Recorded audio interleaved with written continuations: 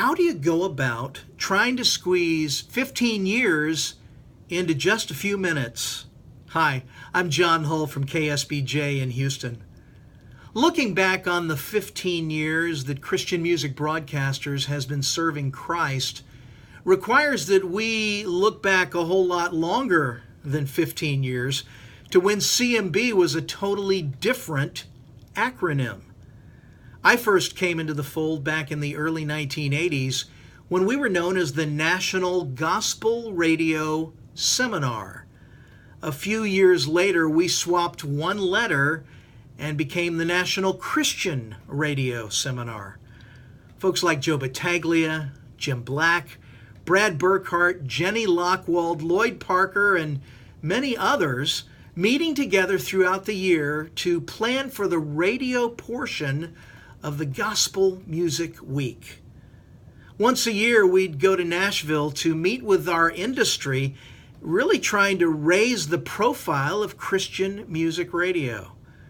I remember quite a few Dove Awards when all the radio people would sit together in the balcony just waiting for an artist to say something nice about Christian radio.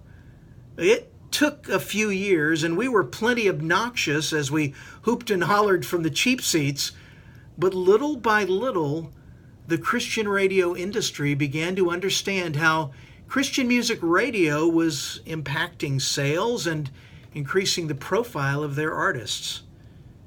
It was time for the NCRS to become an association so that we could have a greater voice in the future of what all of us wanted for Christian radio. For a brief time, the National Christian Radio Association led the charge until 15 years ago when we became Christian Music Broadcasters. The vision that led to that decision from Tim McDermott, Dick Jenkins, Wayne Peterson, and many of you, that vision of being more and doing more and ultimately meaning more as a tool in the hand of God, well, that was a seminal moment for all of us who use Christian music radio to share Christ with the world.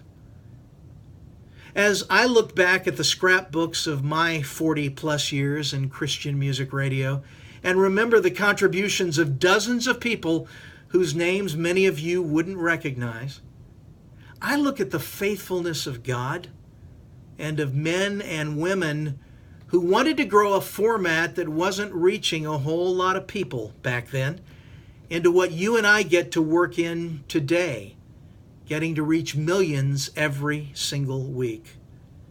So thank you, God, and thank you, Christian music broadcasters, for what you do to continue carrying the torch and sharing the gospel of Christ. You are making a big difference.